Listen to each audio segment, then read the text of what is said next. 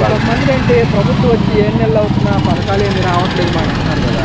అదే ఇంటి స్థలాలు ఇచ్చారు కదా జగన్, అవి మాకు కట్టాలి, ఇల్లు కట్టించేవాళ్ళు.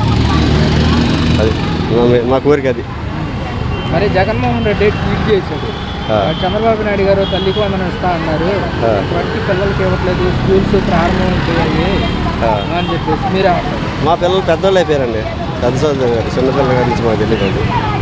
అంటే మామూలుగా ఇస్తా ఉన్నారు కదా, ఇవ్వట్లేదు మీరేమంటారు? అదేం మరి ప్రస్తుతం మరి కొత్తగా జాయిన్ అయిందిగా, కొత్తగా వచ్చింది పరిపాలన. మరి ఇప్పుడు చెప్పిన పథకాలు అమలు చేయకపోతే మరి వ్యతిరేకత వచ్చే అవకాశం ఉంటుంది అంటారా? అదే వ్యతిరేకత అంటే ఇక చూడాలి, వేసి చూడాలి, టైం ఉంది, ఇంకా టైం ఉందిగా. మా ప్రభుత్వ అధికారంలోకి వస్తే మేము అన్ని పథకాలు ఇచ్చేవాళ్ళం అంటున్నారు కదా జగన్మోహన్ రెడ్డి, మీరేమంటారు? ఇచ్చారా? అదే మాకు ఇంటి స్థలం లేదండి, ఇంటి స్థలం ఉంది. ఆయన ప్రభుత్వంలో ఇంటి స్థలం ఇచ్చారు, మాకు ఇల్లు కట్టించేవాళ్ళు ఏ ప్రభుత్వం. అది ఇల్లు కట్టిస్తే సంతోషం. మరి ఇప్పుడు జగన్మోహన్ రెడ్డి ప్రజల్లోకి వస్తున్నారు సంక్రాంతి నుంచి, మీకు ఎలా అనిపిస్తుంది, రావచ్చు అంటారా అండి?